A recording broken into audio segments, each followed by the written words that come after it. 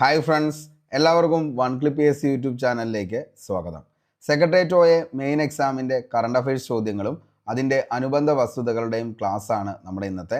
നാളെ എക്സാമിന് വേണ്ടി പോകുന്ന ഉദ്യോഗാർത്ഥിയാണെങ്കിൽ നിങ്ങൾക്ക് തീർച്ചയായിട്ടും ഉപകാരപ്പെടുന്ന 200ഓളം കറണ്ട് അഫയേഴ്സ് ചോദ്യങ്ങളുടെ ഫാക്റ്റ് കൂടി നമ്മളിതിൽ ഉൾപ്പെടുത്തിയിട്ടുണ്ട്. ക്ലാസ് മൊത്തമായി കാണുക. അതിനുശേഷം ഇതിൻ്റെ PDF നോട്ട് ലഭിക്കുന്നതിന് വേണ്ടി നമ്മുടെ ടെലഗ്രാം ചാനൽ കൂടി ഒന്ന് ജോയിൻ ചെയ്യുക. അതിൻ്റെ ലിങ്ക് താഴെ ഡിസ്ക്രിപ്ഷൻ ബോക്സിൽ അവൈലബിൾ ആണ്. കറണ്ട് അഫയേഴ്സ് ചോദ്യങ്ങൾ എന്ന് പറയുന്നത് ഏറ്റവും റീസെൻ്റ് ആയിട്ട് നടന്ന എക്സാമുകളിലെ ചോദ്യങ്ങളും അതിൻ്റെ 4 ഓപ്ഷനുകളും പഠിച്ചു പോകുന്ന ഉദ്യോഗാർത്ഥിക്ക് തീർച്ചയായിട്ടും നല്ലൊരു കറണ്ട് അഫയേഴ്സ് മാർക്ക് സ്കോർ ചെയ്യാനായിട്ട് പറ്റുന്നതായിരിക്കും. അതുകൊണ്ടാണ് നമ്മൾ ഈ വൈകിയ വേളയിൽ ഈ ഒരു ക്ലാസ് അറേഞ്ച് ചെയ്തത്. അപ്പോൾ മൊത്തമായി കാണാനായിട്ട് ശ്രമിക്കുക, തീർച്ചയായിട്ടും ഉപകാരപ്പെടുന്നതായിരിക്കും. അപ്പോൾ നമുക്ക് നേരെ ചോദ്യങ്ങളിലേക്ക് പോകാം. ഇന്ത്യൻ പാർലമെന്റിൽ തുടർച്ചയായി ഏറ്റവും അധികം ബജറ്റ് അവതരിപ്പിച്ച റെക്കോർഡ് ആർക്കാണ്? നമുക്കറിയാം ഈ ചോദ്യത്തിൻ്റെ ഉത്തരം നിർമ്മല സീതാരാമനാണ്. കാരണം ഒത്തിരി തവണ കേന്ദ്ര ബജറ്റുമായി സംബന്ധിച്ച് നമ്മൾ തന്നെ ക്ലാസ് ചെയ്തിരിക്കുന്നതാണ്. നമുക്ക് ബാക്കി വസ്തുതകളിലേക്കൊന്ന് ഓടിച്ചു നോക്കാം. മൂന്നാം മോദി സർക്കാരിൻ്റെ ആദ്യ സമ്പൂർണ്ണ ബജറ്റാണ് 2025 ഫെബ്രുവരി 1 അവതരിപ്പിച്ചത്. മക്കളെ, അപ്പോൾ ഇതിൻ്റെ അകത്ത് ഇമ്പോർട്ടൻ്റ് ആണ് എന്നാണ് ഈ ബജറ്റ് അവതരിപ്പിച്ചത് എന്നുള്ളത്. എന്നാണ് ബജറ്റ് അവതരിപ്പിച്ചത്? 2025 ഫെബ്രുവരി 1 നിർമ്മല സീതാരാമൻ മൂന്നാം മോദി സർക്കാരിൻ്റെ ആദ്യ സമ്പൂർണ്ണ ബജറ്റ് അവതരിപ്പിച്ചത്. ബജറ്റ് അവതരിപ്പിച്ച ധനമന്ത്രി നിർമ്മല സീതാരാമനാണെന്ന് നമ്മൾ പറഞ്ഞു. എത്ര മണിക്കൂർ നീണ്ടു നിന്ന ബജറ്റ് ആയിരുന്നു എന്നുള്ളത് ഓർത്തു വയ്ക്കുക. 1 മണിക്കൂർ 14 മിനിറ്റാണ് ബജറ്റിൻ്റെ ദൈർഘ്യം എന്ന് പറയുന്നത്. അപ്പോൾ ഈ പറയുന്ന ബജറ്റിൻ്റെ ദൈർഘ്യം എത്രയാണെന്ന് ചോദിച്ചു കഴിഞ്ഞാൽ 1 മണിക്കൂറും 14 മിനിറ്റുമാണ്. തുടർച്ചയായി ഏറ്റവും കൂടുതൽ ബജറ്റ് അവതരിപ്പിച്ച ധനമന്ത്രിയാണ് നിർമ്മല സീതാരാമൻ. 8 തവണയാണ് ബജറ്റ് അവതരിപ്പിച്ചത്. 2019 മുതൽ 7 സമ്പൂർണ്ണ ബജറ്റും ഒരു ഇടക്കാല ബജറ്റുമാണ് നിർമ്മല സീതാരാമൻ അവതരിപ്പിച്ചിരിക്കുന്നത്. തെലുങ്ക് കവിയും നാടകകൃത്തുമായ ശ്രീ ഗുറജാദ അപ്പറാവുവിൻ്റെ ഒരു രാജ്യമെന്നാൽ അതിൻ്റെ മണ്ണു മാത്രമല്ല, ഒരു രാജ്യമെന്നാൽ അതിൻ്റെ ജനങ്ങളാണ് എന്ന പ്രസിദ്ധമായ വാക്യം ഉദ്ധരിച്ചുകൊണ്ടാണ് ധനമന്ത്രി ബജറ്റ് അവതരിപ്പിച്ചത്. അപ്പോൾ ഈ ബജറ്റിൽ പരാമർശിക്കുന്ന തെലുങ്ക് കവിയും നാടകകൃത്തും താഴെ പറയുന്നവയിൽ ആരാണ് എന്ന് ചോദിച്ചു കഴിഞ്ഞാൽ അതിൻ്റെ ഉത്തരം ശ്രീ ഗുറജാദ അപ്പറാവുവിൻ്റെ വരികൾ ഉദ്ധരിച്ചാണ് നമ്മുടെ ബജറ്റ് സ്റ്റാർട്ട് ചെയ്തത്. മഹാകവി തിരുവള്ളുവരുടെ തിരുക്കുറലിൽ നിന്നുള്ള തമിഴ് കാവ്യ ഭാഗവും ബജറ്റ് പ്രസംഗത്തിൽ വായിച്ചിട്ടുണ്ട്. ഓക്കെ, അപ്പോൾ രണ്ടു പേരെ കുറിച്ചാണ് ഇതിൻ്റെ അകത്ത് പറയുന്നത്. ഒന്ന് തെലുങ്ക് കവിയും നാടകകൃത്തുമായ ശ്രീ ഗുറജാദ അപ്പറാവുവിനെ കുറിച്ചും അതേപോലെ തന്നെ മഹാകവി തിരുവള്ളുവരുടെ തിരുക്കുറലിനെ കുറിച്ചും ഈ ബജറ്റിൽ എന്ത് ചെയ്യുന്നുണ്ട്? പരാമർശിക്കുന്നുണ്ട്. ജീവജാലങ്ങൾ മഴ പ്രതീക്ഷിക്കുന്നത് പോലെ പൗരന്മാർ മികച്ച ഭരണം പ്രതീക്ഷിക്കുന്നുവെന്ന് തിരുക്കുറൽ തർജ്ജിമയോടെ തമിഴിൽ തന്നെ ബജറ്റ് പ്രസംഗത്തിൽ ചേർത്തു. 2025-26 ബജറ്റിന്റെ തീം എന്തായിരുന്നു എന്ന് ചോദിച്ചു കഴിഞ്ഞാൽ അത് സർവജന വികസനം, അതായത് സബ്കാ വികാസ് എന്നുള്ളതായിരുന്നു ഇതിന്റെ തീം എന്ന് പറയുന്നത്. ചോദിക്കാൻ ചാൻസ് ഉണ്ട്. 2025-26 ബജറ്റിന്റെ തീം എന്തായിരുന്നു എന്ന് ചോദിച്ചാൽ അത് സർവജന വികസനം, സബ്കാ വികാസ് എന്നുള്ളതായിരുന്നു. 2025-26 ബജറ്റിന്റെ ലക്ഷ്യം എന്താണെന്ന് ചോദിച്ചാൽ വികസിത ഭാരതമാണ്. 2025-26 ബജറ്റിന്റെ ലക്ഷ്യം ചോദിച്ചു കഴിഞ്ഞാൽ അത് വികസിത ഭാരതമാണ് എന്നുള്ളത് മക്കളെ ഓർത്തു വയ്ക്കുക. വഴികാട്ടി സമഗ്രത. ബജറ്റിന്റെ ലക്ഷ്യം വയ്ക്കുന്ന ജനവിഭാഗങ്ങൾ ആരൊക്കെയായിരുന്നു എന്ന് ചോദിച്ചു കഴിഞ്ഞാൽ ദരിദ്രർ, അതായത് ഗരീബ്, യുവാക്കൾ യൂത്ത്, കർഷകർ അന്നദാത, അതേപോലെ തന്നെ സ്ത്രീകൾ നാരി. ഈ 4 വിഭാഗത്തിനായിരുന്നു ബജറ്റിലെ ലക്ഷ്യം വയ്ക്കുന്നത്. 1 ദരിദ്രർ, 2 യുവാക്കൾ, 3 കർഷകർ, 4 സ്ത്രീകൾ എന്നുള്ളത് ഓർത്തു വയ്ക്കുക. തീം എന്താണെന്നുള്ളത് നമ്മൾ പറഞ്ഞു. എന്താണ് തീം എന്ന് ചോദിച്ചു കഴിഞ്ഞാൽ സർവജന വികസനം, അതായത് സബ്കാ വികാസ്. അതേപോലെ തന്നെ ലക്ഷ്യം ചോദിച്ചു കഴിഞ്ഞാൽ വികസിത ഭാരതമാണെന്നുള്ളത് നമ്മൾ പറഞ്ഞു. അതേപോലെ തന്നെ മൂന്നാം മോദി സർക്കാരിൻ്റെ സമ്പൂർണ്ണ ബജറ്റാണ് അവതരിപ്പിച്ചത് നിർമ്മല സീതാരാമനാണ്. തുടർച്ചയായി 8 ബജറ്റാണ് നിലവിൽ അവതരിപ്പിച്ചിരിക്കുന്നത്. 2 കവികളെ കുറിച്ച് നമ്മൾ പറഞ്ഞു. ഒന്നാണ് ശ്രീ ഗുറജാദ അപ്പറാവു, അദ്ദേഹം തെലുങ്ക് കവിയാന്ന് പറഞ്ഞു. അതേപോലെ തന്നെ മഹാകവിയായിട്ടുള്ള തിരുവള്ളുവരുടെ തിരുക്കുറലിൽ നിന്നും എന്ത് ചെയ്തിട്ടുണ്ട്? പ്രസംഗത്തിൽ നിലവിൽ തമിഴ് കാവ്യ ഭാഗങ്ങൾ ഇതിൻ്റെ അകത്ത് നിലവിൽ പറയുന്നുണ്ടെന്നുള്ളതും നമ്മൾ ഓർത്തു വയ്ക്കാനായിട്ട് ശ്രമിക്കുക. ഇത്രയും കാര്യങ്ങളാണ് ഈ ബജറ്റുമായി ബന്ധപ്പെട്ട് ഏറ്റവും ഇമ്പോർട്ടൻ്റ് ആയിട്ട് നമുക്ക് നോക്കാനുള്ളത്. വളരെ വ്യക്തമായി മനസ്സിലായി എന്ന് കരുതുന്നു. കാരണം ബജറ്റിൻ്റെ നമ്മൾ ഡീറ്റെയിൽ ആയിട്ടുള്ള ക്ലാസ് ചെയ്തിട്ടുണ്ട്. കറണ്ട് അഫയേഴ്സ് എന്ന് പറയുന്ന ആ പ്ലേലിസ്റ്റിൽ കിടക്കുന്നുണ്ട് 2025. വേണമെങ്കിൽ ഒന്ന് പോയി കണ്ടോളൂ. ഓക്കെ, നമുക്ക് അടുത്ത ചോദ്യത്തിലേക്ക് പോവാം. മരണാനന്തര ബഹുമതിയായി 2025 പത്മവിഭൂഷൺ നേടിയ മലയാളി സാഹിത്യകാരൻ ആരാണ് എന്ന് ചോദിച്ചാൽ അത് MT വാസുദേവൻ നായരാണ്. ഓക്കെ, അപ്പോൾ മരണാനന്തര ബഹുമതിയായിട്ട് 2025 പത്മവിഭൂഷൺ നേടിയ മലയാളി സാഹിത്യകാരൻ ചോദിച്ചാൽ മക്കളെ അത് MT വാസുദേവൻ നായരാണ്.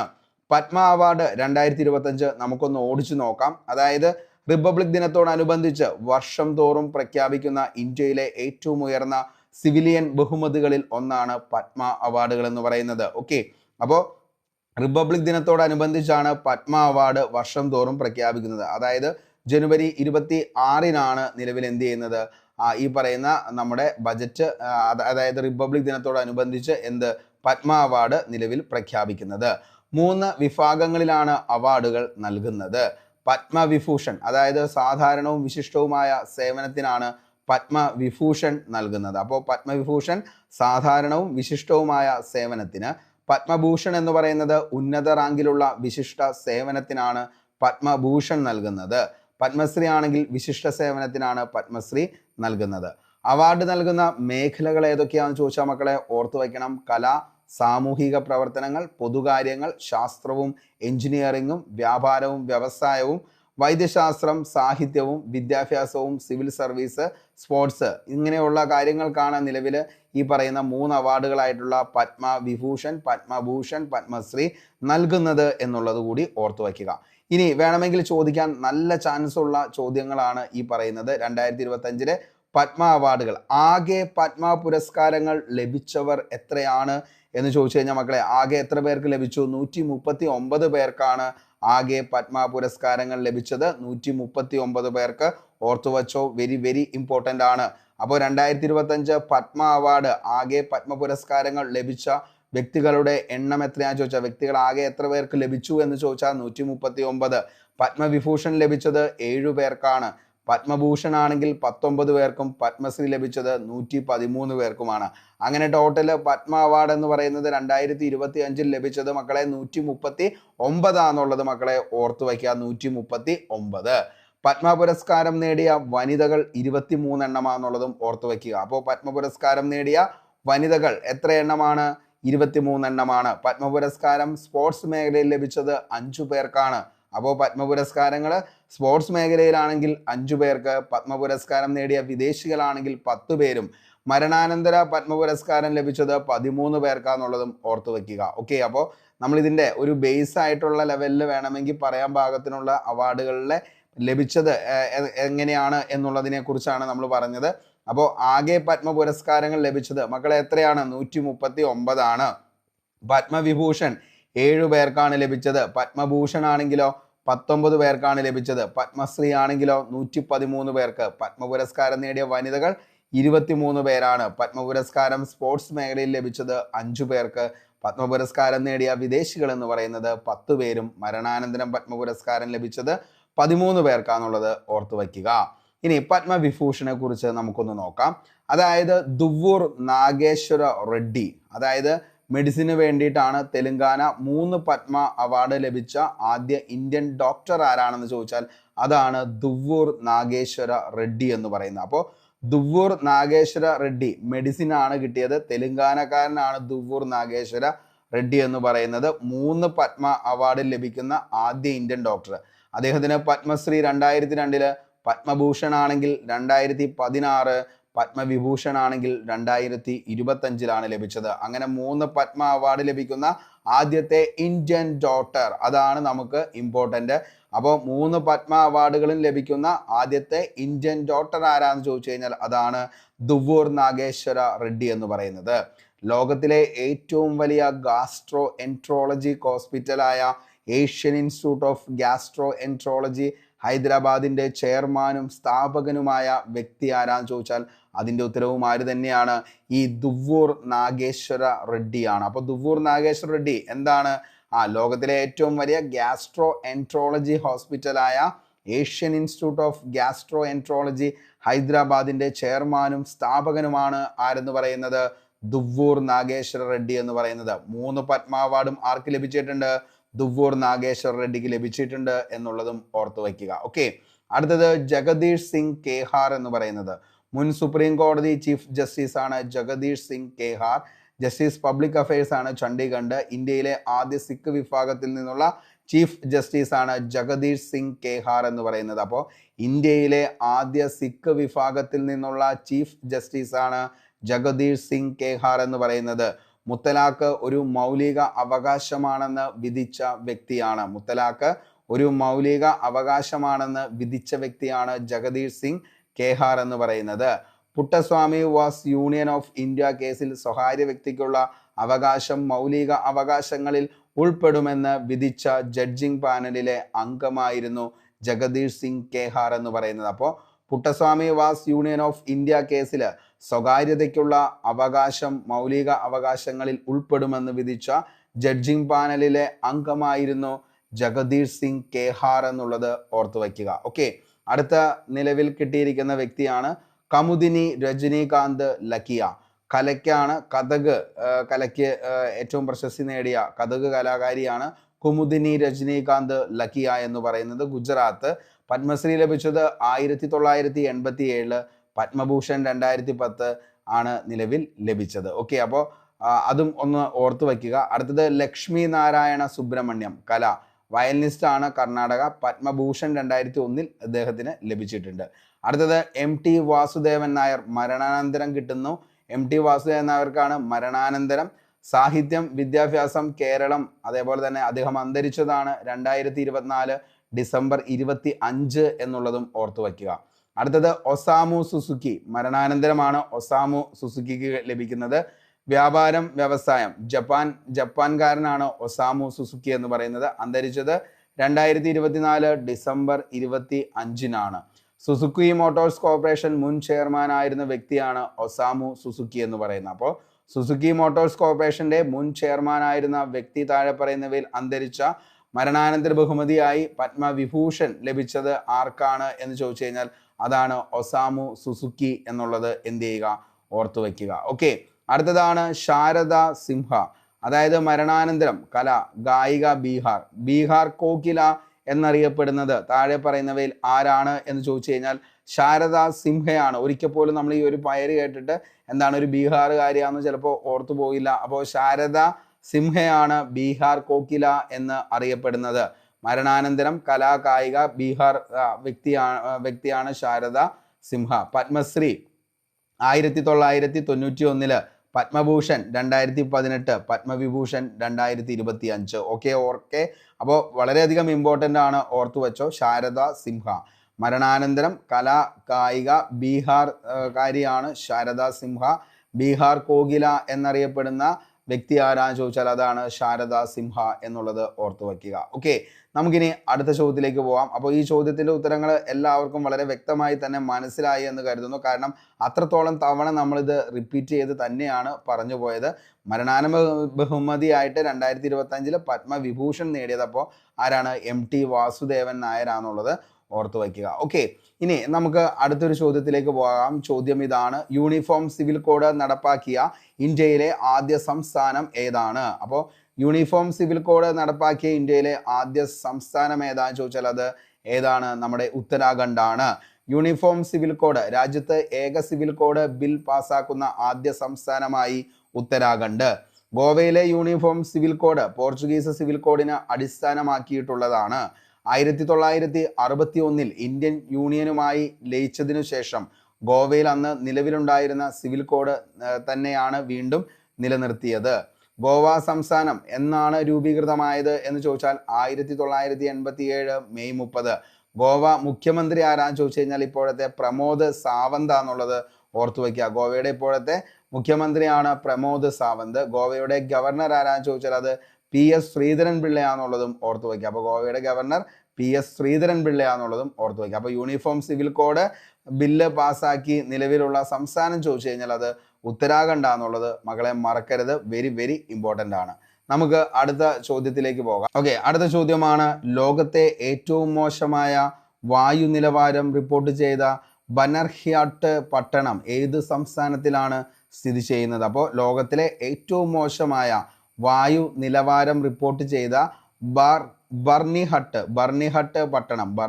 പട്ടണമാണ് ഏത് സംസ്ഥാനത്താണ് ഇത് കാണപ്പെടുന്നത് എന്ന് ചോദിച്ചാൽ മക്കളെ, ഏത് സംസ്ഥാനത്താണ് ഇത് കാണപ്പെടുന്നത്? അതായത് വായുമലിനീകരണം അതിരൂക്ഷമായ 20ൽ 13 ഇന്ത്യൻ നഗരങ്ങൾ തന്നെയാണ്. ഓക്കെ, അപ്പോൾ വായുമലിനീകരണത്തിൽ ഏറ്റവും കൂടുതൽ ഇപ്പോൾ ഉള്ളത് ഏത് നഗരമാണെന്ന് ചോദിച്ചു കഴിഞ്ഞാൽ ഇന്ത്യയിലെ നഗരങ്ങൾ തന്നെയാണ്. ന്യൂഡൽഹി 2024 ലോകത്ത് വായുമലിനീകരണം അതിരൂക്ഷമായ 20ൽ 13 ഇന്ത്യൻ നഗരങ്ങളിലാണെന്ന് സ്വിസ് എയർ ക്വാളിറ്റി ടെക്നോളജി കമ്പനിയായിട്ടുള്ള IQ എയറിൻ്റെ പഠന റിപ്പോർട്ട് മേഘാലയ, അസം അതിർത്തിയിലെ വ്യവസായ പട്ടണമായിട്ടുള്ള ബർണിഹട്ട് എന്ന് പറയുന്ന പട്ടണമാണ് ലോകത്ത് ഏറ്റവും അധികം വായുമലിനീകരണമുള്ള നഗരമായിട്ട് വന്നിരിക്കുന്നത്. 2ാം സ്ഥാനം ഡൽഹിക്കാണ്. ലോകത്തെ ഏറ്റവും മലിനമായ തലസ്ഥാനം ഏതാണ് എന്ന് ചോദിച്ചാൽ മക്കളെ, അതിൻ്റെ ഉത്തരം ഡൽഹിയാണ്. ഓക്കെ, വായു നിലവാരം മോശമായതിലോ രാജ്യങ്ങളിൽ 5ാം സ്ഥാനം ഇന്ത്യക്ക് തന്നെയാണ്. അപ്പോൾ വായു നിലവാരം മോശമായ ലോകരാജ്യങ്ങളുടെ പട്ടികയിൽ ഇന്ത്യയുടെ സ്ഥാനം എത്രയാണെന്ന് ചോദിച്ചു കഴിഞ്ഞാൽ ഇന്ത്യയുടെ സ്ഥാനം 5ാം സ്ഥാനമാണ്. 2023 3ാം സ്ഥാനമായിരുന്നത് 2024 മെച്ചപ്പെടുത്തിയിട്ടുണ്ട്. എങ്കിലും ലോകാരോഗ്യ സംഘടന നിഷ്കർഷിച്ചിട്ടുള്ള സുരക്ഷാ പരിധിയേക്കാൾ 10 മടങ്ങിലധികമാണ് രാജ്യത്തെ വായു മലിനീകരണ തോത് എന്നുള്ളത് കൂടി ഒന്ന് ഓർത്തു വയ്ക്കുക. ഓക്കെ, അതേപോലെ തന്നെ സുരക്ഷിതമായ 7 രാജ്യങ്ങൾ ഇതിൻ്റെ അകത്ത് ഏതൊക്കെയാണെന്ന് ചോദിച്ചു കഴിഞ്ഞാൽ 1 ഓസ്ട്രേലിയ, 2 ബഹാമസ്, 3 ബാർബഡോസ്, 4 എസ്റ്റോണിയ, 5 ഗ്രേനാഡെ, അതേപോലെ തന്നെ ഐസ്ലൻഡ്, ന്യൂസിലാൻഡ് തുടങ്ങിയവയാണ്. ഓക്കെ, അപ്പോൾ 138 രാജ്യങ്ങളിൽ സ്ഥാപിച്ച 40,000-ൽ പരം എയർ ക്വാളിറ്റി മോണിറ്ററിംഗ് സ്റ്റേഷനുകളിലെ ഡേറ്റ വിലയിരുത്തിയിട്ടാണ് റിപ്പോർട്ട് നിലവിൽ തയ്യാറാക്കിയിട്ടുള്ളത്. മേഘാലയയിലെ പ്രമുഖ വ്യാവസായിക പട്ടണമാണ് ബെർണിഹട്ട് എന്ന് പറയുന്നത്. ത്വരിതഗതിയിലുള്ള വ്യവസായവൽക്കരണവും പരിസ്ഥിതി നിയന്ത്രണങ്ങളുടെ അഭാവവുമാണ് ഈ ചെറുപട്ടണത്തെ വായുമലിനീകരണ ഭൂപടത്തിൽ 1ാം സ്ഥാനത്ത് എത്തിച്ചത് എന്നുള്ളത് കൂടി ഒന്ന് ഓർത്തു വയ്ക്കുക. അപ്പോൾ നിലവിൽ ഈ പറയുന്ന സ്ഥലം, അതായത് ഇതിൻ്റെ പേര് എന്താണെന്ന് ചോദിച്ചു കഴിഞ്ഞാൽ ലോകത്തിലെ ഏറ്റവും മോശമായ വായു മലിനീകരണമുള്ള പട്ടണം ഏതാണെന്ന് ചോദിച്ചു കഴിഞ്ഞാൽ ബർണിഹട്ട് എന്നുള്ളതാണ് ഈ പട്ടണം. പക്ഷേ ഇതിൻ്റെ ഇപ്പോൾ ന്യൂസ് പേപ്പർ നമ്മൾ നോക്കുകയാണെങ്കിൽ അതിൻ്റെ ബൈർണിഹട്ട് എന്ന പേരിലാണ് അറിയുമ്പോൾ ബർണിഹട്ട് എന്ന് തന്നെ നമുക്ക് പഠിക്കാം. അപ്പോൾ 2024 ലോകത്ത് വായു മലിനീകരണം അതിരൂക്ഷമായ 20ൽ 13 ഇന്ത്യൻ നഗരങ്ങളാണെന്നുള്ളതും അതിൻ്റെ അകത്ത് ഇത് ആരാണ് ഈ ഒരു Swiss air quality technology company ആയിട്ടുള്ള IQ എയറിൻ്റെ പഠന റിപ്പോർട്ട് അനുസരിച്ചാണ് മേഘാലയയിലെ ബർണിഹട്ട് എന്ന് പറയുന്ന ഈ ഒരു പട്ടണത്തെ ഏറ്റവും മലിനമായ പട്ടണമായിട്ട് നിലവിൽ കരുതിയിരിക്കുന്നത്. ഓക്കെ, അപ്പോൾ സുരക്ഷിതമുള്ള 7 രാജ്യങ്ങൾ ചോദിച്ചു കഴിഞ്ഞാൽ 1ാമത് നിൽക്കുന്നത് വായുമലിനീകരണം ഏറ്റവും കുറഞ്ഞ രാജ്യം ഏതാണെന്ന് ചോദിച്ചാൽ മക്കളെ അത് ഓസ്ട്രേലിയ ആണ്. 2ാമത്തത് ബഹാമസ് ആണ്. അതേപോലെ തന്നെ 3ാമത്തെ ബാർബഡോസ് ആണ് 3ാമത്തെ രാജ്യമെന്ന്. 4ാമത്തെ എസ്റ്റോണിയ, 5ാമത്തെ എന്ന് പറയുന്നത് ഗ്രാനഡയാണ്. അതേപോലെ തന്നെ 6ാമത്തെ ഐസ്ലാൻഡ്, 7ാമത്തെ ന്യൂസിലാൻഡ്. അപ്പോൾ എന്താണ്, ഇത്രയാണ് നിലവിൽ വന്നിരിക്കുന്ന റിപ്പോർട്ടുകൾ. അപ്പോൾ ജസ്റ്റ് ഒന്ന് പഠിച്ചു വച്ചോ, ഉറപ്പായും നിങ്ങൾക്ക് ഉപകാരപ്പെടുന്നതായിരിക്കും. നമുക്ക് അടുത്ത ചോദ്യത്തിലേക്ക് പോകാം. സംസ്ഥാന വനിതാ കമ്മീഷനുമായി ബന്ധപ്പെട്ട ശരിയായ പ്രസ്താവനയാണ്. അപ്പോൾ നമുക്കറിയാം സംസ്ഥാന വനിതാ കമ്മീഷൻ്റെ ഇപ്പോഴത്തെ ചെയർപേഴ്സൺ ആരാന്ന് ചോദിച്ചാൽ അഡ്വക്കേറ്റ് P സതീദേവിയാണ്. മറ്റ് അംഗങ്ങൾ ആരൊക്കെയാണെന്ന് ചോദിച്ചാൽ അഡ്വക്കേറ്റ് ഇന്ദിരാ രവീന്ദ്രൻ, അഡ്വക്കേറ്റ് കുൻഷായ P, അതേപോലെ തന്നെ VR മഹിൽ മോണി, അതേപോലെ തന്നെ എലിസബത്ത് മാമൻ മത്തായി, അതേപോലെ തന്നെ YB ബീന, ഷാജി സുഗുണൻ. ഇത്രയും പേരാണ് നിലവിൽ ബാക്കി അംഗങ്ങൾ. അങ്ങനെ ചോദിക്കാനൊന്നും ചാൻസ് ഇല്ല. മിക്കപ്പോഴും ചോദിക്കാറുള്ള ചെയർപേഴ്സൺ ആരാന്നുള്ളതാണ്. ചെയർപേഴ്സൺ ആരാന്ന് ചോദിച്ചാൽ അഡ്വക്കേറ്റ് P സതീദേവി ആണെന്നുള്ളത് ഓർത്തു വയ്ക്കുക. അതേപോലെ തന്നെ ഇമ്പോർട്ടൻ്റ് ആണ്, ഇവരുടെ ഏറ്റവും പ്രധാനപ്പെട്ട മാസിക ഏതാണ് എന്ന് ചോദിച്ചു കഴിഞ്ഞാൽ അതാണ് സ്ത്രീ ശക്തി എന്ന് പറയുന്നതാണ് ഇവരുടെ മാസിക എന്ന് പറയുന്നത്. ഓക്കെ, അപ്പോൾ അത്രയെങ്കിലും ഒന്ന് ഓർത്തു വയ്ക്കുക. നമുക്ക് അടുത്ത ചോദ്യത്തിലേക്ക് പോകാം. കേരള ഹൈക്കോടതിയുമായി ബന്ധപ്പെട്ട ശരിയായ പ്രസ്താവന. ഓക്കെ, അപ്പോൾ കേരള ഹൈക്കോടതിയുമായി ബന്ധപ്പെട്ട പ്രസ്താവനയാണ്. അപ്പോൾ നമുക്ക് ഏറ്റവും ഇമ്പോർട്ടൻ്റ് ആണ് കേരളത്തിലെ പദവികൾ എന്ന് പറയുന്നത്. എപ്പോഴും ഒരു മാർക്കിലെങ്കിലും PSC ചോദിക്കാറുണ്ട് പദവികളുമായി ബന്ധപ്പെട്ട്. ഗവർണർ നമ്മുടെ രാജേന്ദ്ര വിശ്വനാഥ് അർലേക്കർ ആണെന്നുള്ളത് ഓർക്കുക. ഗവർണർ രാജേന്ദ്ര വിശ്വനാഥ് അർലേക്കർ. കേരള ഹൈക്കോടതി ചീഫ് ജസ്റ്റിസ് ആണ് നിതിൻ മധുകർ ജാംദാർ ആണ് കേരള ഹൈക്കോടതിയുടെ ചീഫ് ജസ്റ്റിസ് ഇപ്പോഴത്തെ നിതിൻ മധുകർ ജാംദാർ. ഗവർണറാണ് രാജേന്ദ്ര വിശ്വനാഥ് അർലേക്കർ. അതേപോലെ തന്നെ മുഖ്യമന്ത്രി നമുക്കറിയാം പിണറായി വിജയനാണ്. മുഖ്യ തെരഞ്ഞെടുപ്പ് കമ്മീഷണർ M ഷാജഹാൻ. ഇത് കഴിഞ്ഞ പ്രാവശ്യം ചോദിച്ച ചോദ്യമാണ്. ഈ പറയുന്ന 2025 ഒത്തിരി തവണ മുഖ്യ തെരഞ്ഞെടുപ്പ് കമ്മീഷണർ ചോദിച്ചിട്ടുണ്ട്. M ഷാജഹാൻ ആണ്. Chief electoral officer Rattan U Khelkar ആണ്. കേരള പബ്ലിക് സർവീസ് കമ്മീഷന്റെ ചെയർമാനാണ് എം ആർ ബൈജു. 7ാമത് ധനകാര്യ കമ്മീഷൻ ചെയർമാൻ KN ഹരിലാൽ ആണെന്നുള്ളത് ഓർത്തു വയ്ക്കുക. 7ാമത് ധനകാര്യ കമ്മീഷന്റെ ചെയർമാനാണ് KN ഹരിലാൽ. കേരള സംസ്ഥാന വനിതാ കമ്മീഷൻ ചെയർമാൻ P സതീദേവി നമ്മൾ പറഞ്ഞു.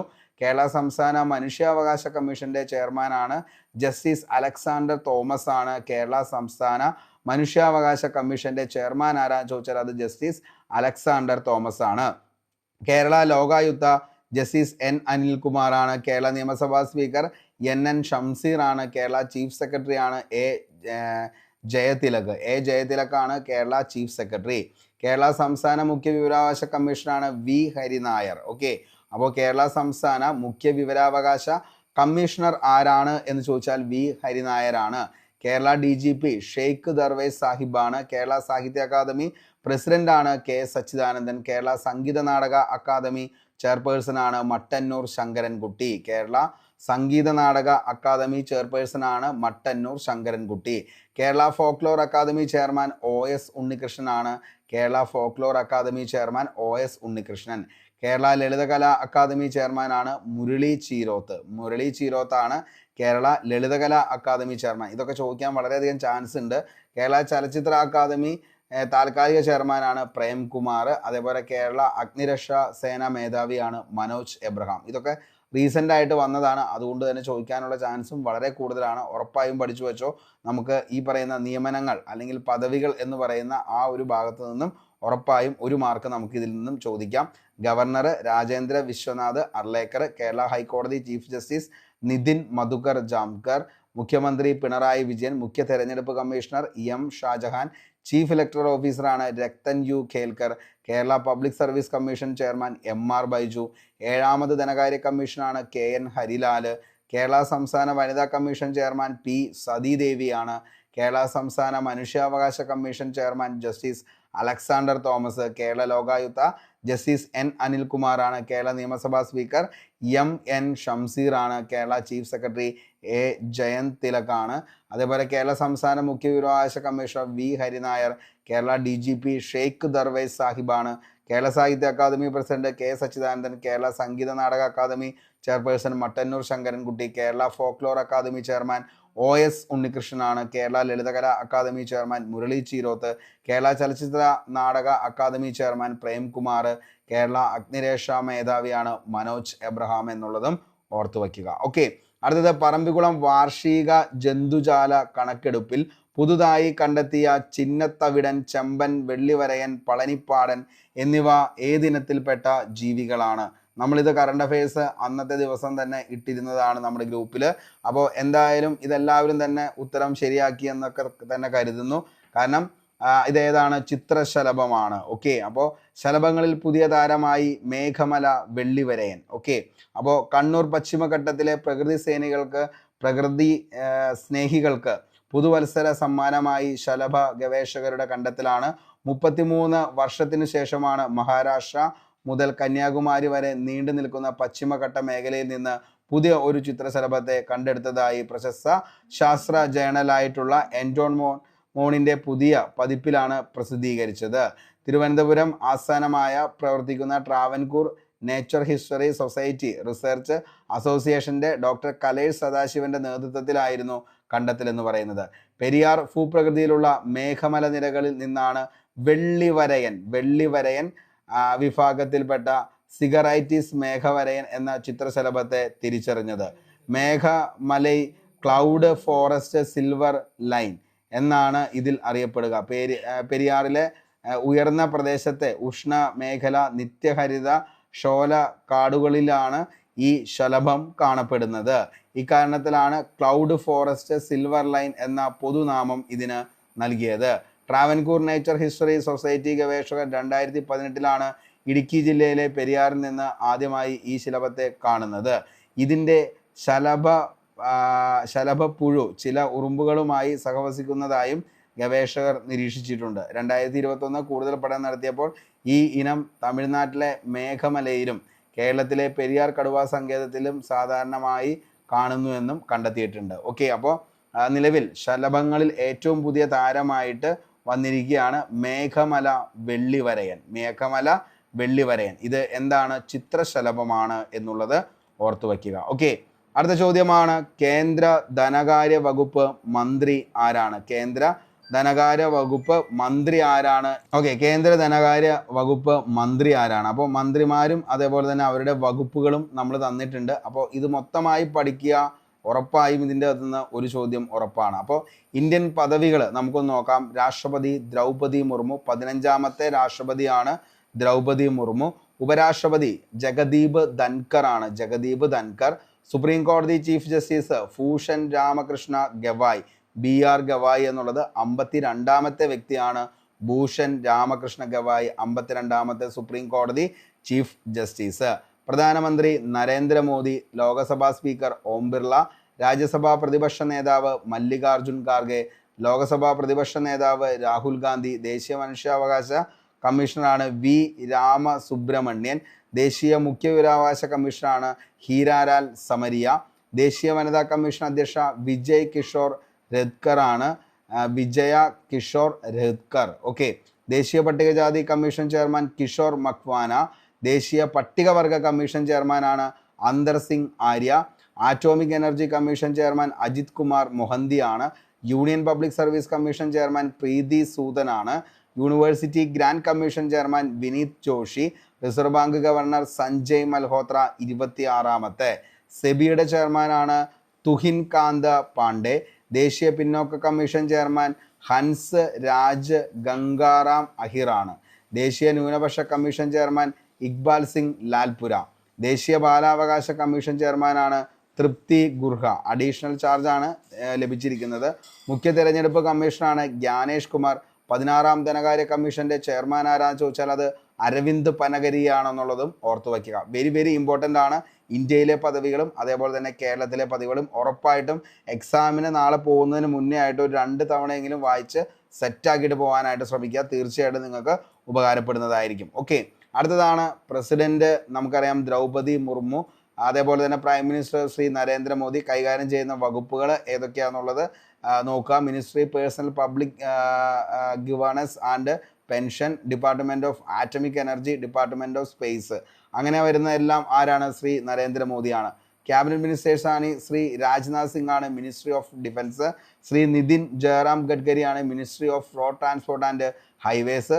ശ്രീ ശിവരാജ് സിംഗ് ചൗഹാൻ ആണ്, ministry of agriculture and farmers welfare, ministry of rural development. Doctor Subrahmanyam Jaishankar ആണ്, ministry external affairs. Shri HD Kumaraswamy ആണ്, മിനിസ്ട്രി ഓഫ് ഹെവി ഇൻഡസ്ട്രീസ് എന്ന് പറയുന്നത്. ശ്രീ അമിത് ഷാ ഇമ്പോർട്ടൻ്റ് ആണ്, ministry of home affairs, ministry of corporation. Shri Jagat Prakash Nadda, okay, അത് ministry of health and family welfare ആണ്. അതേപോലെ തന്നെ Shrimati Nirmala Sitharaman, ministry of finance. നമ്മുടെ തൊട്ടു മുമ്പ് നമ്മുടെ സെക്രട്ടേറിയറ്റ് OA മെയിൻ എക്സാമിന് ചോദിച്ച ചോദ്യമായിരുന്നു Nirmala Sitharaman, ministry of finance, ministry of corporation affairs ആണ്. ഇനി Shri Manohar Lal, ministry of housing and urban affairs. Shri Piyush ഗോയലാണ്, ministry of commerce and industry. പിന്നെ വരുന്നത് നമുക്ക് ശ്രീ ധർമ്മേന്ദ്ര പ്രധാനാണ്, ministry of education. Shri Rajiv Ranjan Singh alias Lalan Singh ആണ്, ministry of Panchayat Raj. Doctor വീരേന്ദ്രകുമാറാണ്, ministry of social justice. Shri Pralhad ജോഷിയാണ്, ministry of consumer affairs. Shri Giriraj Singh ആണ്, ministry of textiles. Shri Jyotiraditya M Scindia, അതാണ് ministry of communication. Shri Gajendra Singh Shekhawat ആണ്, ministry of culture. Shri Kiren Rijiju, അതാണ് ministry of parliamentary affairs. Shri Mansukh L Mandaviya, അതാണ് ministry of labour and employment. Shri Chirag പേസ്വാണാണ്, ministry of food and processing. അത്യാവശ്യം നല്ല heavy ആയിട്ടുള്ള പേരുകളാണ്. 1-2 തവണ നിങ്ങൾ വായിച്ചു കഴിയുമ്പോൾ നമുക്ക് എന്ത് ചെയ്യും, ഇതെല്ലാം കിട്ടുന്നതായിരിക്കും. ഓക്കെ, ഇനി ശ്രീ ജിതൻ റാം മഹൻജി ആണ്, ministry of micro small and medium enterprises. Shri Sarbananda Sonowal, ministry of ports and shipping waterways. ചോദിച്ചിട്ടുണ്ട് ശ്രീ സർബാനന്ദ സോനോവൾ. ശ്രീ കിഞ്ചറാവു രാമോഹൻ നായിഡു. അതേപോലെ തന്നെ Shri Jual Oram, ministry of tribal affairs ആണ്. ശ്രീ അശ്വിനി വൈഷ്ണവ് ആണ്, ministry of railways. Ministry of railways important ആണ്, ശ്രീ അശ്വിനി വൈഷ്ണവ്. ശ്രീ ഭൂപേന്ദ്ര യാദവ് ആണ് മിനിസ്ട്രി ഓഫ് എൻവയോൺമെൻറ്റ്, ഇമ്പോർട്ടൻ്റ് ആണ്, ചോദിക്കാം. അതേപോലെ തന്നെ ശ്രീമതി അന്നപൂർണ ദേവിയാണ് ministry of women and child development. Shri Hardeep Singh പുരിയാണ് ministry of petroleum and natural gas. Shri Kishan Reddy ministry of coal. Shri CR പാട്ടീലാണ് മിനിസ്ട്രി ഓഫ് ജൽശക്തി. അപ്പോൾ ഇത്രയാണ് നിലവിൽ വരുന്ന ക്യാബിനറ്റ് മിനിസ്റ്റേഴ്സ് എന്ന് പറയുന്നത്. അത്യാവശ്യം നല്ല രീതിയിൽ നോക്കാനുണ്ട്. അപ്പോൾ പ്രൈം മിനിസ്റ്റർ, ക്യാബിനറ്റ് മിനിസ്റ്റേഴ്സ്, അതേപോലെ തന്നെ നമ്മുടെ പ്രസിഡന്റ്, അതേപോലെ തന്നെ മെയിൻ ആയിട്ടുള്ള പദവികളിൽ വരുന്ന ബാക്കിയുള്ള ആളുകൾ ആരൊക്കെയാണെന്നുള്ളത് ഈ ഒരു ചാർട്ട് കൂടി എന്ത് ചെയ്യുക, പോകുന്നതിന് മുമ്പ് തീർച്ചയായിട്ടും നിങ്ങൾ പഠിച്ചിട്ട് വേണം പോകാനായിട്ട്. ഓപ്ഷനിൽ നിന്നെങ്കിലും അതിൻ്റെ അന്ന് എലിമിനേറ്റ് ചെയ്യാനായിട്ട് പറ്റണം. ഓക്കെ, നമുക്ക് അടുത്ത ചോദ്യത്തിലേക്ക് പോവാം. 3 ദൗത്യങ്ങളിലായി സുനിത വില്യംസ് ബഹിരാകാശത്ത് ചെലവഴിച്ച 608 ആണ്. എന്നാൽ 675 ദിവസം ബഹിരാകാശത്ത് ചെലവഴിച്ച US ബഹിരാകാശ സഞ്ചാരി ആരാണ്? അപ്പോൾ 3 ദൗത്യങ്ങളിലായിട്ട് സുനിത വില്യംസ് ബഹിരാകാശത്ത് ചെലവഴിച്ച ദിവസങ്ങൾ 608. എന്നാൽ 675 ദിവസം ബഹിരാകാശത്ത് ചെലവഴിച്ച US ബഹിരാകാശ സഞ്ചാരി ആരാണ് എന്ന് ചോദിച്ചു കഴിഞ്ഞാൽ ഇതിൻ്റെ അത് നോക്കി കഴിഞ്ഞാൽ നിങ്ങൾക്ക് മനസ്സിലാവും. അപ്പോൾ 675 ദിവസം പെഗ്ഗി വിറ്റ്സൺ ആണ്. അതേപോലെ തന്നെ Sunita Williams 608, Jeff Williams 534, Mark Vande Hei 523, Scott Kelly 520 ആണ്, മൈക്ക് ബാരറ്റ് 447 ആണ്. ഓക്കെ, ഇനി അന്ന് ആഘോഷമാക്കി ജുലാൽസൽ ഗ്രാമം എന്ന് പറയുന്നു. ബഹിരാകാശത്ത് തുടർച്ചയായിട്ട് കൂടുതൽ ദിവസം കഴിഞ്ഞവർ ഒറ്റ ദൗത്യത്തിലൂടെ നോക്കിക്കഴിഞ്ഞാൽ വാലൻട്രി പോളിയൻകാവാണ്, Russia 437, Sergei Avdeyev 379, Frank Rubio 371, Vladimir Titov 365, Mark Vande Hei 355, Scott Kelly 340, Christina Koch 328, Yuri Romanenko 326, Peggy Whitson 289, Sunita Williams 286, Butch Wilmore US-ഉം 286 ആണ് എന്നുള്ളത് ഓർത്തു വയ്ക്കുക. ഓക്കെ, അപ്പോൾ സുനിത വില്യംസുമായിട്ട് നമ്മൾ നിരവധി കാര്യങ്ങൾ നിലവിൽ ചർച്ച ചെയ്ത് പോയേക്കുന്നതാണ്. കണ്ടോ, നിലയത്തിലെത്തിയത് 2024 ജൂൺ 5 286 ദിവസമാണ്. എത്ര തവണ ഭൂമിയെ ചുറ്റി? 4576. അതേപോലെ തന്നെ നിക്ക് ഹേഗും ഗോർബുനോവ്, അത് നിലയത്തിലെത്തിയത് 2024 സെപ്റ്റംബർ 28, 171 ദിവസം 2736 തവണ ഭൂമിയെ ചുറ്റിയിട്ടുണ്ട്. ബഹിരാകാശ കരിയർ സുനിത വില്യംസ് 59 ആണ്, 608 3 ദൗത്യങ്ങൾ. ബുച്ച് വിൽമോറ 464 3 ദൗത്യങ്ങൾ. നിക്ക് ഹേഗ് 374 2 ദൗത്യങ്ങൾ. അലക്സാണ്ടർ ഗോർബുനോവ് 34 എത്രയാണ് ആദ്യ ദൗത്യമാണെന്നുള്ളതും ഓർത്ത് വയ്ക്കുക. ഓക്കെ, അപ്പോൾ ഇത്രയാണ് ഇതിൻ്റെ അകത്ത് പഠിക്കാനുള്ളൂ. എല്ലാവർക്കും മനസ്സിലായി എന്ന് കരുതുന്നു. നമുക്ക് അടുത്ത ചോദ്യത്തിലേക്ക് പോകാം. ഇക്കോ ടൂറിസം പോയിന്റായി പ്രഖ്യാപിക്കാൻ പോകുന്ന കിദൂർ പക്ഷി സങ്കേതം ഏത് ജില്ലയിലാണ്? കിദൂർ പക്ഷി സങ്കേതം വെരി ഇമ്പോർട്ടൻ്റ് ആണ്, കാസർഗോഡ്. 8 ഏക്കറിൽ വ്യാപിച്ചു കിടക്കുന്ന പ്രദേശത്ത് നിറയെ പക്ഷികളുടെ കൊഞ്ചലും കളരാരവും ലോകത്തെ പക്ഷി നിരീക്ഷകരുടെ വെബ്സൈറ്റായ eBird-ൽ ഒന്ന് കണ്ണോടിച്ചാൽ കാണാം കാസർഗോട്ടെ പക്ഷി ഗ്രാമത്തെക്കുറിച്ച്. കുമ്പളക്കടുത്ത് കിദൂർ എന്ന ഗ്രാമമാണ് അപൂർവ ഇനം പക്ഷികളെ കൊണ്ട് ശ്രദ്ധേയമാകുന്നത്. 2016 കിദൂരിലെ പക്ഷി നിരീക്ഷകർ ഇവിടെ അപൂർവമായി കണ്ടുവരുന്ന മഞ്ഞ വരവേൻ പ്രാവുകളെ കണ്ടെത്തിയത്. അപ്പോൾ കാസർഗോഡ് ജില്ലയിൽ ഏകദേശം 8 ഏക്കറോളം വ്യാപിച്ചു കിടക്കുന്ന പ്രദേശത്ത് നിറയെ പക്ഷികളുടെ കൊഞ്ചലും കളാരവും ലോകത്തെ പക്ഷി നിരീക്ഷകരുടെ വെബ്സൈറ്റായ eBird-ൽ ഒന്ന് കണ്ണോടിച്ചു കഴിഞ്ഞാൽ കാണാം കാസർകോട്ടെ പക്ഷി ഗ്രാമത്തെക്കുറിച്ച്. കുമ്പളയ്ക്കടുത്താണ് കിദൂർ എന്ന ഗ്രാമം സ്ഥിതി ചെയ്യുന്നത്. ഇവിടെ അപൂർവ ഇനത്തിൽപ്പെട്ട പ്രാവുകളാണ് നമുക്ക് കാണാനായിട്ട് സാധിക്കുന്നത്. കിദൂർ എങ്ങനെയാണ് ഒരു പക്ഷി ഗ്രാമമായത് എന്ന് ചോദിച്ചാൽ 2016 വരെ അധികമാരും അറിയാത്ത ഒരു ഗ്രാമമായിരുന്നു കിദൂർ എന്ന് പറയുന്നത്. എന്നാൽ കേരളത്തിലെ വിവിധ വന്യജീവി സങ്കേതങ്ങളിൽ ഒന്നും കാണാൻ കഴിയാത്ത മഞ്ഞവരിയൻ പ്രാവുകളെ കണ്ടെത്തിയതോടെയാണ് കിദൂരിൻ്റെ ചരിത്രം തന്നെ മാറുന്നത്. അങ്ങനെ പക്ഷി നിരീക്ഷകരുടെ സവിശേഷ ശ്രദ്ധ അർഹിക്കുന്ന ഒരു പക്ഷിയായി മഞ്ഞവരയൻ പ്രാവുകൾ, അതായത് ഓറഞ്ച് ബ്രേസ്റ്റഡ് ഗ്രീൻ പീജിയൻ എന്ന പ്രശസ്ത പക്ഷി നിരീക്ഷകൻ ഇന്ദുചൂഡൻ 1958 കുറിച്ചിട്ടിരുന്നു. അങ്ങനെയാണ് പിന്നീട് കിദൂർ എന്ന് പറയുന്ന ഒരു പക്ഷി ഗ്രാമം ഉണ്ടാകുന്നത്. കിദൂരിൽ കാണുന്ന കാഞ്ഞിര മരങ്ങളും കല്ലാലവും മുള്ളുവേങ്ങയുമാണ് ഈ പക്ഷിയുടെ ഇഷ്ടഭക്ഷണം എന്ന് പറയുന്നത്.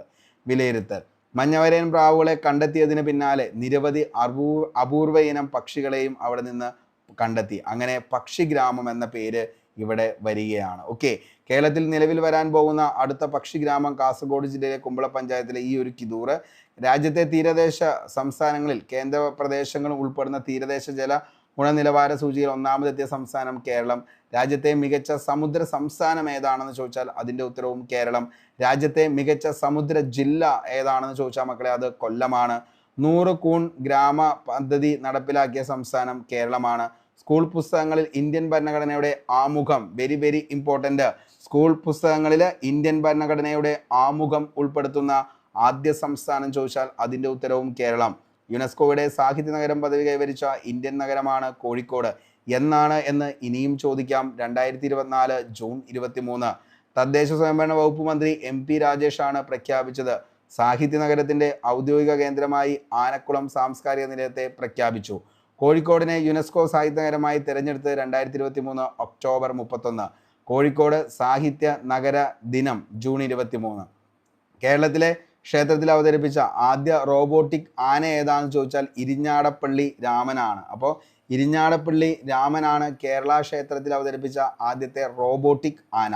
ഇന്ത്യയിൽ ഉരുൾപൊട്ടൽ ദുരന്തമുണ്ടാകുന്ന 19 സംസ്ഥാനങ്ങളുടെ പട്ടികയിൽ കേരളത്തിൻ്റെ സ്ഥാനം എന്ന് ചോദിച്ചു കഴിഞ്ഞാൽ അത് 6. ഓക്കെ, അപ്പോൾ ഇന്ത്യയിൽ ഉരുൾപൊട്ടൽ ദുരന്തമുണ്ടാകുന്ന 19 സംസ്ഥാനങ്ങളുടെ പട്ടികയിൽ കേരളത്തിൻ്റെ സ്ഥാനം 6. അനധികൃത ഖനനം തടയാൻ രാജ്യത്ത് ആദ്യമായി ഡ്രോൺ സർവേ നടപ്പിലാക്കിയ സംസ്ഥാനം കേരളം.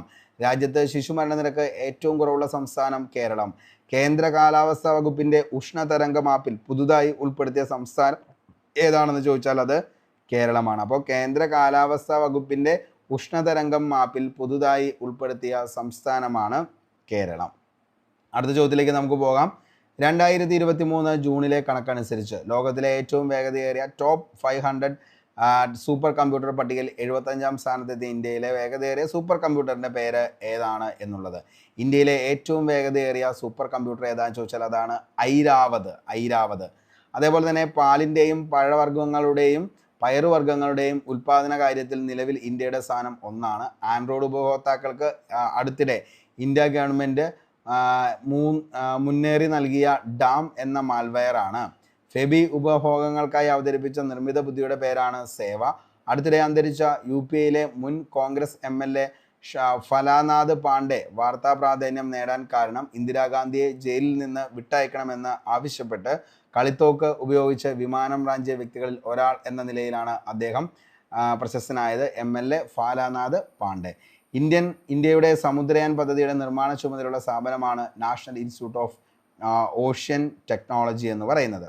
അടുത്ത ചോദ്യമാണ്, കേരളത്തിലെ സ്കൂൾ വിദ്യാർത്ഥികളുടെ ഇംഗ്ലീഷ് പഠന നിലവാരം ഉയർത്തുന്നതിനായി കൈറ്റ് തയ്യാറാക്കിയ ലാംഗ്വേജ് ലാബിൻ്റെ പേരെന്താണെന്ന് ചോദിച്ചാൽ അതാണ് E-Cube എന്ന് പറയുന്നത്. ഈ കാണുന്നതാണ് language lab, digital multimedia activities to hone English and Hindi language competencies ആണ് ഇതിൻ്റെ അകത്ത് വരുന്നത്.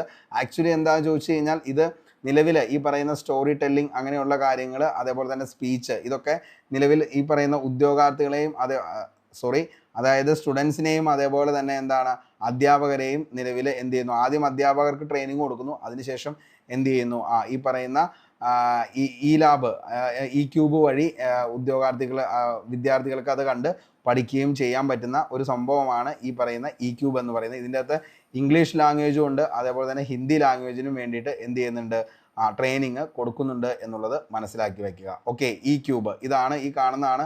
നമ്മൾ സൈറ്റിലൊക്കെ നോക്കിക്കഴിഞ്ഞാൽ ഇതിൻ്റെ വ്യക്തമായിട്ടുള്ള ഡീറ്റെയിൽ ആയിട്ടുള്ള കാര്യങ്ങളും മനസ്സിലാവുന്നതായിരിക്കും. ഓക്കെ, അപ്പോൾ ഇത്രയും കാര്യങ്ങളാണ് ഇന്നത്തെ കറണ്ട് അഫയേഴ്സിൽ നമ്മൾ ഉൾപ്പെടുത്താനായിട്ട് ഉദ്ദേശിച്ചത്.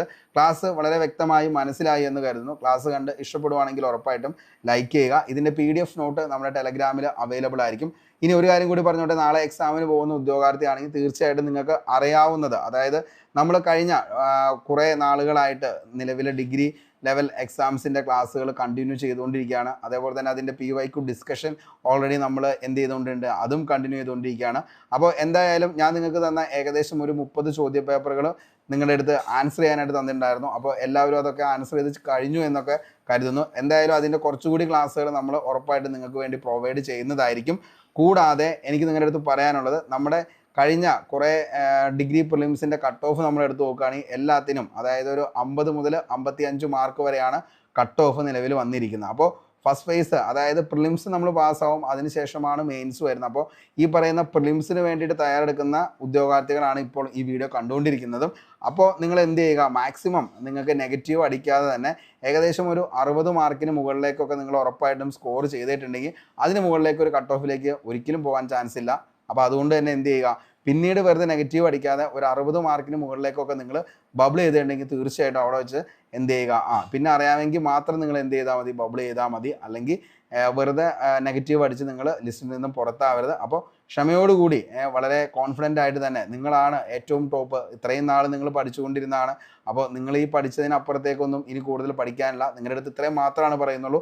അറിയാവുന്ന ഏകദേശം ഒരു 60-65 ചോദ്യങ്ങൾ മാത്രം എഴുതുക. നിങ്ങൾക്ക് ഏറ്റവും ടഫ് എന്നുള്ളതും അതേപോലെ തന്നെ എന്താണ് ആർക്കും നിങ്ങൾക്ക് കിട്ടാത്തതുമായിട്ടുള്ള നിലവിലെ ഏകദേശം ഒരു 35ഓളം ചോദ്യങ്ങൾ നിങ്ങൾക്കും ഇവിടെ എന്ത് ചെയ്യാം, സ്കിപ്പ് ചെയ്യാനായിട്ടുള്ള ഓപ്ഷൻ ഉണ്ട്. ഓക്കെ, അപ്പോൾ ഇതിൽ കൂടുതൽ എന്തെങ്കിലും മോട്ടിവേഷൻ വേണമെന്നുണ്ടെങ്കിൽ താഴെ ഒന്ന് കമൻറ്റ് ചെയ്ത് നമുക്ക് സെപ്പറേറ്റ് ഒരു മോട്ടിവേഷൻ്റെ വീഡിയോ വേണമെങ്കിൽ നമുക്ക് ഇടാം. അപ്പോൾ ഇത്രയും കാര്യങ്ങളൊക്കെയാണ് പറയാനുള്ളൂ. നമുക്ക് ഉച്ച കഴിഞ്ഞത്തേക്ക് വേണ്ടിയിട്ട് ഒരു ക്ലാസ് കൂടി സെറ്റ് ചെയ്ത് തരാം. അപ്പോൾ നിങ്ങൾ നന്നായിട്ട് പഠിക്കുക, പഠിച്ചതെല്ലാം നമ്മൾ അടുത്തുള്ള എക്സാമുകൾ അതായത് നാളത്തെ എക്സാമിന് വരട്ടെ എന്ന് ആത്മാർത്ഥമായി സർവേശ്വരനോട് പ്രാർത്ഥിച്ച് ഇന്നത്തെ ക്ലാസ് ഇവിടെ വെച്ച് വൈൻഡപ്പ് ചെയ്യുന്നു. Signing off, Arun Kombanadan. Thank you.